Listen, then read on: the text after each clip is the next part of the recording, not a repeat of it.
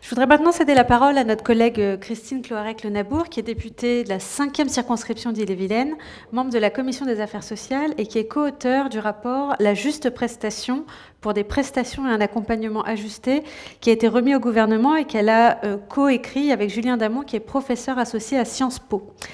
Chère Christine, dans ce rapport, tu pointes d'autres enjeux essentiels que doit affronter aujourd'hui notre modèle social. Pourrais-tu nous en dire plus sur les enjeux de cette juste prestation et comment, selon toi, mettre en place une personnalisation des prestations sans rendre le système encore plus illisible pour les usagers? Merci Fiona. Alors, le constat, il est unanime.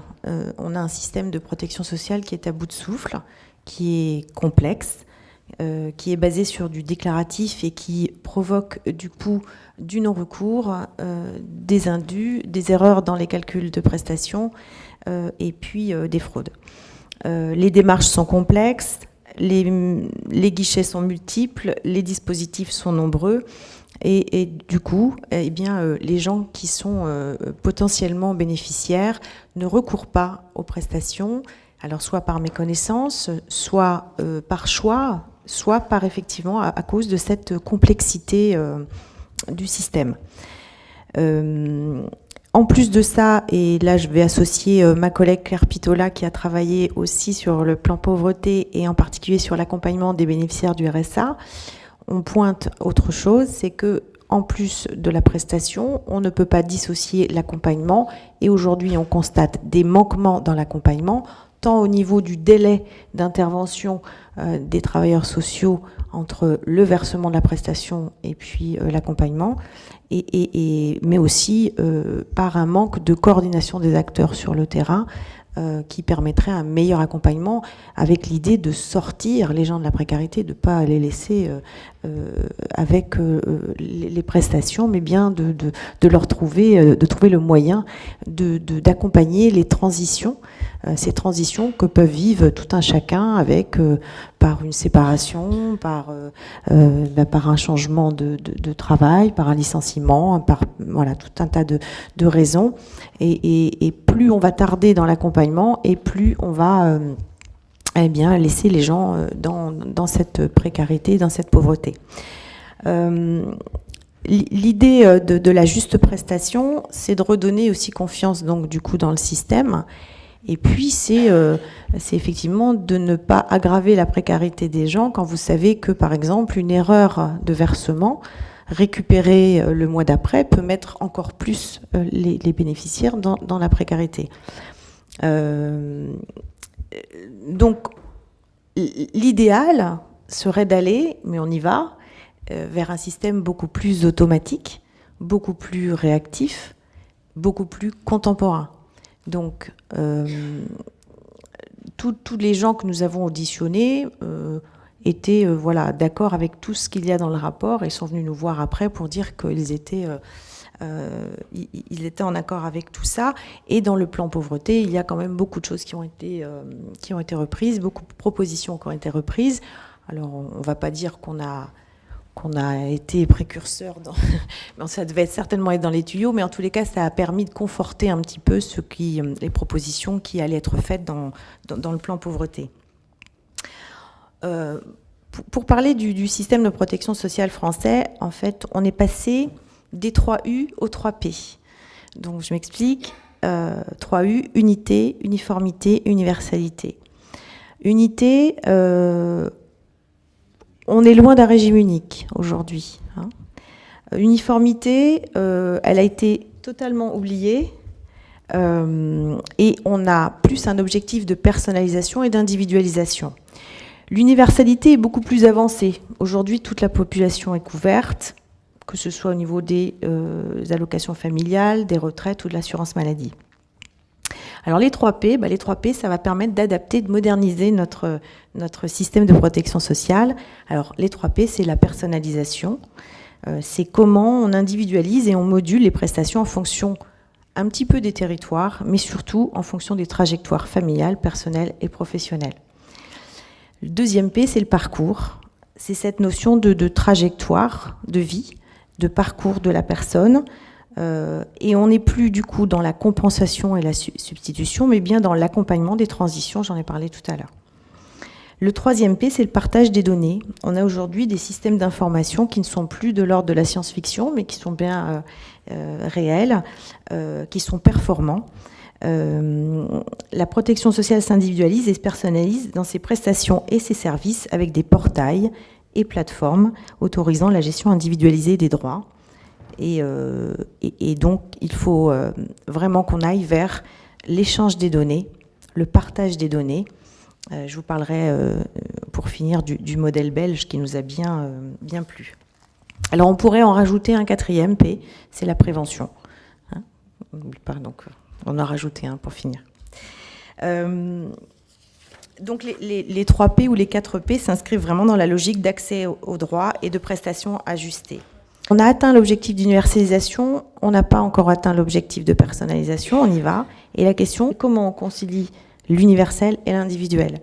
En devenant plus réactif et plus contemporain, forcément, on va rendre plus juste le versement des prestations, mais au risque, si on est trop réactif, de déstabiliser aussi les bénéficiaires, parce qu'il va falloir effectivement déclarer, ou en tous les cas, alors à moins que ça devienne complètement automatique et on y va, en tous les cas, ça peut déstabiliser effectivement des ménages.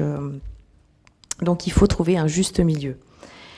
Alors nous, on s'est lâché, hein, on a voulu être très, très volontariste et avoir une vision prospective à 20 ans, en sachant que l'idéal, ce serait quand même qu'en 2022, on ait déjà des avancées. Alors on a un alignement des planètes.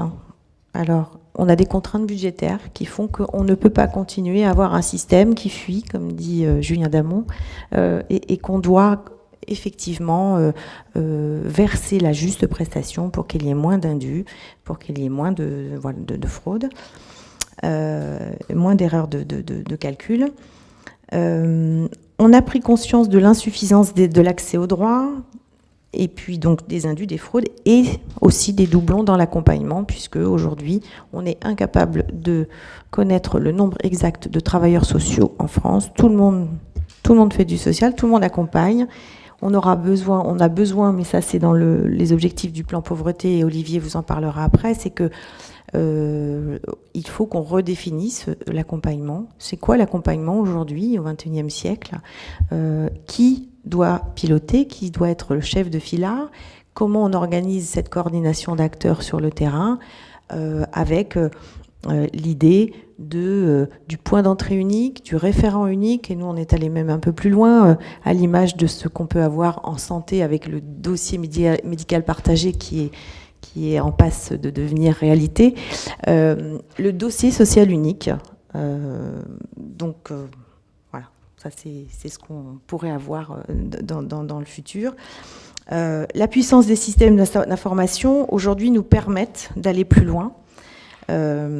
Donc avec le PNDS, je ne sais pas si vous connaissez le PNDS, le portail national des droits sociaux. Tout le monde peut avoir connaissance. Je ne sais pas, il y en a qui sont allés sur le PNDS? Non, ça c'est toujours. Ouais. Bon, eh bien écoutez, je vous conseille d'y aller. Voilà. Donc on a la déclaration sociale nominative, le prélèvement à la source, qui sont des outils qui vont nous aider aussi à progresser vers l'automaticité de certaines prestations. Donc voilà, pour résumer, il nous faut davantage industrialiser le traitement des prestations et aussi, surtout, personnaliser l'accompagnement.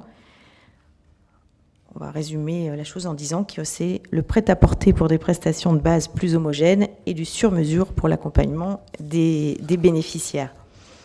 Je vais quand même vous parler du système belge parce que c'est un système pour nous qui nous a...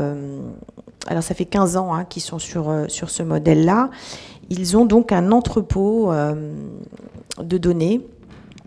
Alors, ils ne centralisent pas les données des bénéficiaires, mais ils permettent l'échange parce qu'ils savent où trouver les données. Donc, ils ont un comité d'éthique et de contrôle, comme on peut avoir chez nous, la CNIL. Et il labellise en fait les organismes gestionnaires qui sont susceptibles à un moment donné d'échanger des données sur un bénéficiaire pour justement ne pas demander au bénéficiaire de raconter 36 000 fois sa vie, de redonner des justificatifs, etc., etc. C'est le dites-le-nous une fois, hein, en fait, qu'on connaît un peu. Et ils sont allés beaucoup plus loin, ils sont allés d'ailleurs sur la santé, hein, aussi, où ils ont impliqué les professionnels de santé dans ce système. Et aujourd'hui, avec votre carte d'identité, un Belge qui, avec sa carte d'identité, rentre ses identifiants et a accès à tout, c'est-à-dire à ses prestations sociales, à son dossier médical, à ses points retraite. Et voilà, donc c'est quand même, je trouve, une avancée qui n'est pas si loin que ça pour nous à mettre en place. Donc j'espère qu'on y arrivera.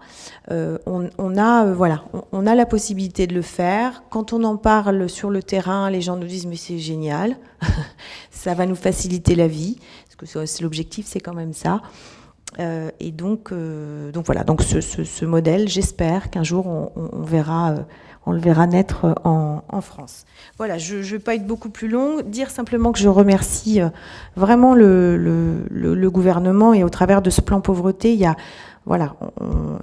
vraiment eu beaucoup de propositions qui sont allées dans le sens de ce que nous avons recueilli comme propositions au travers des auditions.